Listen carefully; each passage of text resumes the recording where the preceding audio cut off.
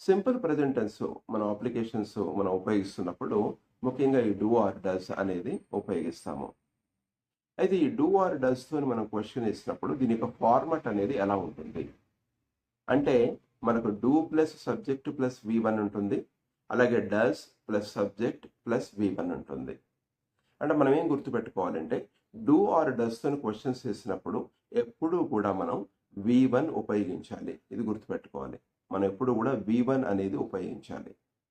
వి1 అంటే వెర్బ్ యొక్క మొదటి రూపము. వి1 అంటే వెర్బ్ యొక్క మొదటి రూపము. కొన్ని ఉదాహరణలు చూడండి. రీడ్ అంటే చదువుట, రైట్ అంటే వ్రాయుట, ప్లే అంటే ఆడుట, స్పీక్ అంటే మాట్లాడుట, సింగ్ అంటే పాడుట. ఇవన్నీ కూడా వి1.